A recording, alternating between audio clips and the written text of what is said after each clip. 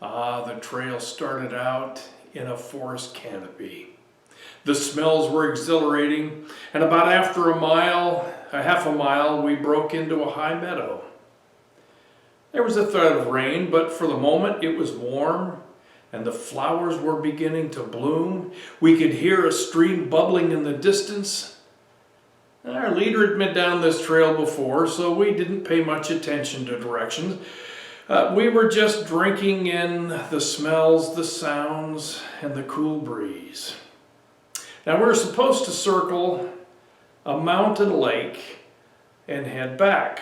All totaled, it should take an hour or maybe two.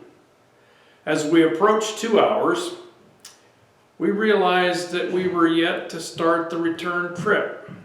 So the scenery faded as concern began to build. Where were we? Why were we still moving away from the parking lot? Well, as it turns out, our fearless leader had gone right at a fork in the path instead of left. Left went around the lake, right went up the mountain. So we turned around and headed back down the mountain and took the lake trail this time. By the time we got back to the parking lot, we were tired, with sore feet. What had started out as a restful and inspiring day had ended as an arduous trial. The challenge of life is to understand whom we should follow. We cannot know everything, yet we must make decisions that are life-changing without all the vital information we need. We must choose to follow someone's advice. We often know that something's wrong, we just don't know which path leads to a cure.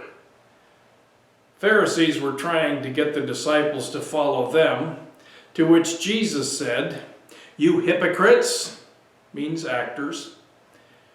Isaiah was right when he prophesied about you.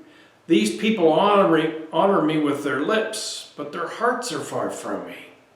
They worship me in vain. Their teachings are merely human rules. Leave them. They are blind guides. If the blind lead the blind, both will fall into a pit. That's Matthew chapter 15, verses 7 through 9 and 14b. Or take the wrong path. The truth is that we all take wrong paths sometimes and end up with sore feet. Sometimes those paths lead to life-changing lessons. Sometimes they require us to turn around and go back until we discover the right path. It's often hard to admit that we're on the wrong trail, so we keep going, making things even worse. We were never designed to live flawless lives. We're simply asked to live honest ones. We're simply asked to follow our shepherd. Jesus said, "My sheep listen to my voice. I know them, and they follow me. I give them eternal life, and they shall never perish. No one will snatch them out of my hand. My Father who has given them to me is greater than all. No one can snatch them out of my Father's hand. I and the Father are one." That's John 10, 27 through 30.